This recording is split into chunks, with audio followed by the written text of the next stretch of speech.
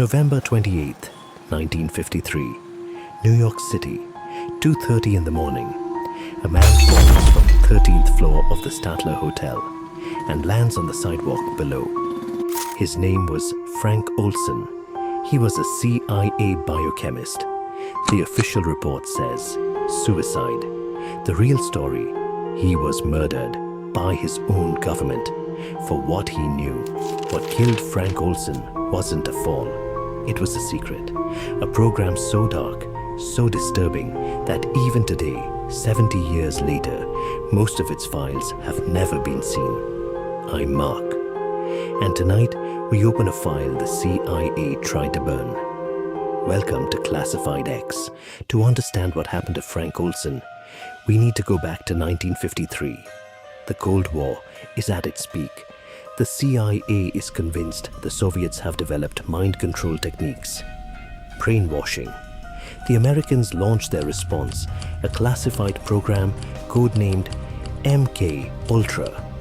Its mission, to create the perfect mind-controlled human being. A weapon that walks, talks, and obeys without ever knowing it was a weapon at all. The program was led by Dr. Sidney Gottlieb, a Jewish chemist with a club foot, a Buddhist outlook, and a willingness to do absolutely anything in the name of national security. Under Gottlieb's leadership, the CIA launched 162 sub-projects spread across 80 institutions, universities, hospitals, prisons, and pharmaceutical companies. The scale was massive. The methods, beyond imagination. Their primary weapon, a relatively new chemical compound called LSD. They believed it could break a human mind and then rebuild it in any image they wanted. But Gottlieb and his team had a problem. To test these drugs, they needed human subjects, lots of them, and waiting for volunteers was simply not on the table. So they made their own. Hospital patients, mental health inmates, prisoners, soldiers, even drug-addicted civilians off the streets of San Francisco, all dosed with LSD without their consent, without their knowledge. In a CIA-run safe house on Telegraph Hill in San Francisco, the agency hired prostitutes to lure unsuspecting men. The men were then secretly dosed, while CIA agents watched through a two-way mirror, drinking martinis and taking notes. This operation had a name. They called it Operation Midnight Climax. And it ran for over 10 years, without a single arrest, without a single investigation, without a single witness who knew the truth. But the experiments went far beyond LSD. There was hypnosis, electroshock therapy, sensory deprivation, sleep deprivation, chemical injections that could induce paralysis, amnesia, even temporary insanity. And one of the leading scientists in this entire nightmare, Frank Olson. Frank Olson wasn't just a chemist. He was the CIA's top expert on biological warfare. He knew the secrets, he knew the experiments, he knew the bodies. And by the autumn of 1953, something had begun to break inside him. He'd been on assignments overseas. He'd seen things, done things. His wife later said he came home a different man. Frank Olson wanted out. He had decided to leave the CIA. But in a top-secret program, walking away is never that simple. On November 19th, 1953, Frank Olson was invited to a CIA retreat at Deep Creek Lake, Maryland. Sidney Gottlieb was there. So were several other senior agents. On the second evening, Gottlieb poured glasses of Cointreau liqueur for everyone. 20 minutes later, he told the men they had all just been dosed with LSD, without their knowledge. Most of the men laughed it off as a sick experiment. But Frank Olson, he spiraled. The drug shattered something inside him. He saw things. He believed people were watching him. He couldn't sleep. He couldn't eat. He was breaking. 9 days later, Frank Olson was dead. The CIA claimed he had jumped through a closed hotel window in a fit of LSD-induced psychosis. Suicide. His wife was told it was an accident.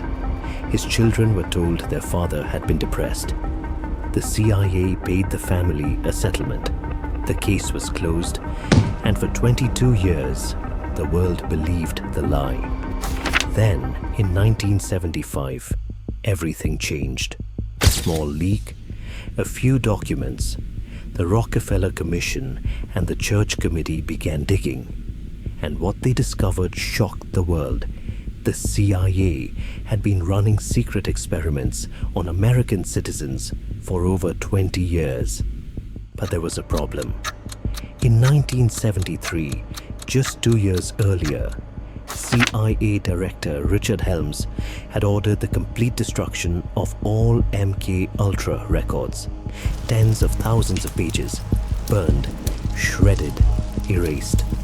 The CIA's official position became, "We don't know what we did because the records no longer exist." But then, a miracle, a simple filing error. One CIA clerk had accidentally stored 20,000 pages of MK Ultra financial records in the wrong vault. They survived. Those 20,000 surviving pages became the foundation of everything we know about MK Ultra today.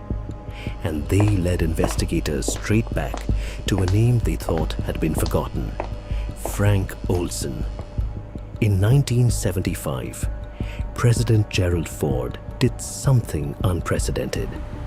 He personally invited the Olson family to the White House and apologized for the death of their father. The family received a $750,000 settlement. The CIA had admitted for the first time that Frank Olson had been a victim of MK Ultra. But the family didn't believe it ended there. In 1994, Frank Olson's son, Eric, had his father's body exhumed. He hired one of America's top forensic pathologists, Dr. James Stars, to perform a second autopsy. And what they found rewrote the entire story. The autopsy revealed a severe blunt force injury to Frank Olson's skull, an injury he had received before he fell. Dr. Stars concluded the death was, quote, rankly and starkly suggestive of homicide. Frank Olson hadn't jumped. He had been hit on the head and thrown out of that hotel window, murdered by the CIA to silence him forever. Now the obvious question, why? Why kill one of their own scientists? What did Frank Olson know that was so dangerous it required murder? Investigators believe Frank Olson had recently witnessed something during his overseas assignments. CIA black sites in Europe, interrogations that crossed every ethical line, deaths that should never have happened. Frank Olson, the family believes, was about to talk. He was about to expose the truth. So the CIA used the LSD dosing as the perfect cover, and then made sure he never made it home. MK Ultra was officially shut down in 1973. The 80,000 destroyed pages are gone forever. The agents involved were never prosecuted. Sidney Gottlieb died peacefully in his bed in 1999. But here's the question that keeps investigators awake at night. Did MK Ultra actually end in 1973, or did it just change its name? Declassified documents from the 1980s and 1990s suggest the CIA's mind control research continued under new program names: Project Monarch, Project Artichoke, and dozens of others we don't even have names for. In 2017, the Netflix documentary Wormwood revisited Frank Olson's death. New evidence emerged, witnesses came forward, and the family's lawsuit against the US government was, once again, dismissed. The truth about MK Ultra may never be fully known. The records are gone. The witnesses are dead, and the CIA, to this day, has never fully accounted for what it did. But somewhere in a forgotten vault, in a sealed file, or in the memory of an aging former agent, the names of the victims still exist. The men, the women, the children, all experimented on, all forgotten. Frank Olson tried to tell the world. He paid for that decision with his life. The CIA buried the truth with him. But truth, like Frank himself, has a way of refusing to stay buried. I'm Mark. This was Classified X. Sometimes the most dangerous secrets aren't held by enemies. They're held by the very governments we trust to protect us. Stay curious. Stay skeptical. See you in the next file.